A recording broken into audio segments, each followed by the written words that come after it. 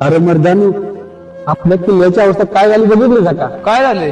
अरे पाण्याच्या बाटल्या, कुरकुऱ्याची पाकिट, यासाठी जगात सांगलं होतं का रे आपण? नाही. अरे महाराजांच्या एका शब्दावरती आपण लढाई केल्या, 2 किल्ले जिंकलं, यासाठी केलं होतं का रे? बघ ना काय झालंय खेड्यावरती, दारू पितात, दारूच्या बाटल्या कुठे टाकतात. अरे या पिढीला काय तर शिकवलं पाहिजे रे. हे महाराजांनी स्वराज्य उभा केलं यासाठी केलं होतं का रे? या पिढीला शपथ दिली पाहिजे. अरे आम्ही रक्त सांडले होते की किल्ले स्वराज्य उभा केलं होतं, काहीतरी चांगलं व्हावं, वेगळ्या पिढीला काहीतरी शिकावं. तर या पिढीनं वाढ लावलेली का? या पिढीने शपथ घ्यावी की किल्ल्यावरती पाण्याची बाटली टाकणार नाही, कुरकुऱ्याचं पाकिट टाकणार नाही, जिथे डस्टबिन असेल तिथेच पाणी कुरकुऱ्याची पाकिट टाकणार, पाण्याची बाटली टाकणार. कारण या पिढीने जर शपथ घेतली तर आपले गड किल्ले किती स्वच्छ राहतील.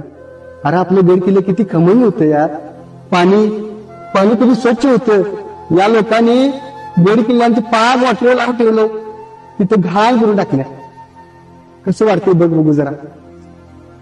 या पिढीला शपथ दिल्या, पाण्याची बाटली डस्टबिन मध्ये टाकल्या, कुरकुऱ्याची पाकिट असू दे, कुठलाही कचरा असू दे, डस्टबिन मध्ये टाकणार. या पिढीने शपथ घेतली तर नक्कीच आपलं गड किल्ले चांगले राहतील. आणि महाराजांना पण वाटेल अरे आपण स्वराज्य उभं केलं होतं, त्या स्वराज्याचं काहीतरी चीज व्हायला लागले. या पिढीने जरा तरी लक्ष द्यावं आणि आपलं गड किल्ले स्वच्छ ठेवावं, तितकीच त्यांना कळकळीची विनंती.